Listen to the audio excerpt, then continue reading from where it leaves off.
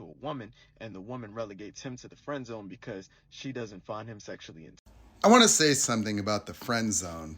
Something that I've discovered in my life is that friends and relationships are so valuable to me, so valuable that I can see that the majority of people have it backwards. You see, when you say only a friend and all they want is friendship, it demonstrates your priority level. You see, when you sit here and we cry and complain about the friend zone, for me in my life, friendship is forever. That, being someone's friend in the journey of life, it really goes to show the devalued nature of our day-to-day interactions, that we actually believe that people are more valuable to us as sexual objects, to the point where people are angry. People are acting as if being someone's friend in life is a minimization, and that the fullest expression of the relationship would involve sex, when you're literally talking about a biological function. So I want you to think about that for a second. How much priority do we put around these so-called needs of other people, right? So when you have men and women, presumably, who actually feel like they are being minimized by not being romantically pursued, or that somebody not being interested in them romantically is like a strong diminishment of their worth and value, that's the mentality that is at issue here. That human beings' capacity to connect and relate on a being level, on a personal level, is so minimum that we have people that are going through life suffering for no reason and literally feeling offended that somebody does not find them romantically attractive. But you know what? I'll tell you something. That, how many of these relationships fail, right? These romantic pursuits.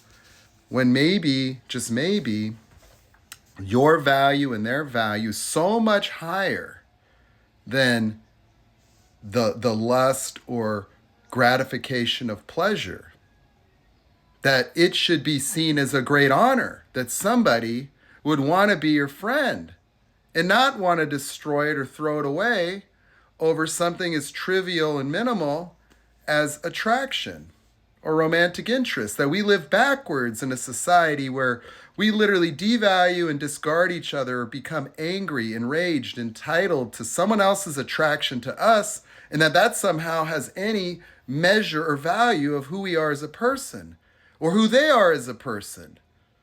And so, you're going to complain and be upset that a woman or a man doesn't want you romantically. And you would masquerade around thinking that being someone's friend is some small thing, a minimum thing on this journey of life, and that you would throw away some other human being merely because they don't meet your needs romantically, or they don't show enough interest and you don't get a sense of your worth or value. And if your worth and value is merely just the pleasure you could give somebody temporarily, just a quick fix, well, it shows you the types of mentalities that are out here. The lack of emotional regulation, the lack of maturity, the lack of inherent self-worth, and the lack of the ability to value other people as people, human beings. And so when you see people smiling in a very smug manner, trying to give coaching advice on how to get yourself out of the friend zone, you should be trying to see how you can maximize your friendships, real, authentic connections that transcend the primitive nature of your lustful, sinful desires. That when you can look at a woman or a man that is attractive to you, but you value them so much more, that you would not want to have an inauthentic romantic relationship that would threaten the value and integrity of your friendship.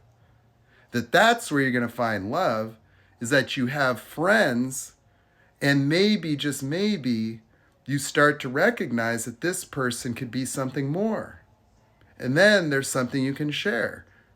And you could be romantic, but in a world where people put romance first and they seek validation for their physical attractiveness as if that has any value, and then you feel upset or shortchanged, or you feel like someone's ripped you off of something you're entitled to. You see, people go on dates and think they're investing in the other person. No, you're investing in yourself. You know, like spending money on women or whatever the case may be does not entitle you to anything. And you shouldn't even think that way. That what you're doing is investing in discovering whether or not this person would be a good match for you.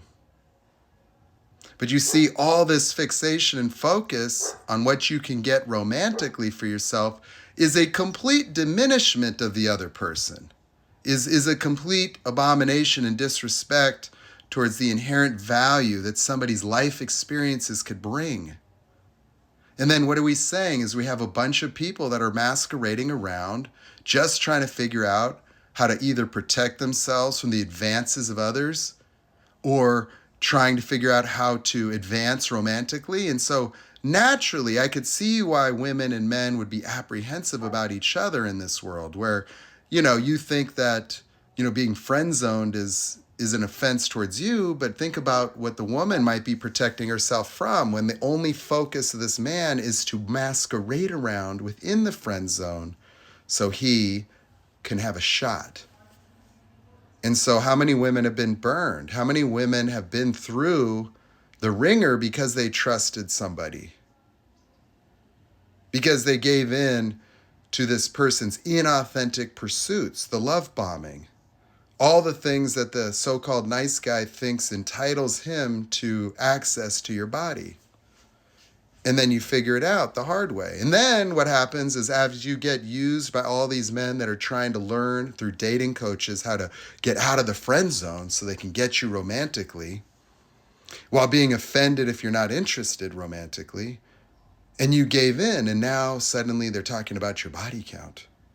So the same man that's trying to escape the friend zone and teach other people how to get out of the friend zone is the same man that's talking about how body count matters. And so they devalue you for giving them what they're trying to get all along. So, we got to start to elevate our consciousness in terms of how we value people. That we've put this romantic stuff way ahead of friendship. Being a friend is not a minimization of someone's value. It's a maximization. And that, for me, is why I'm not going to just pursue women romantically. That I will friend zone them, not to friend zone them, but to be their friend. That friend zone in this context is like inauthentic. It shows a vast disconnection that even what you call friending and friend zoning, what's the friend zone when it's a woman protecting herself from being used and it's a man pretending to be a friend to try to use the woman? And there's your game.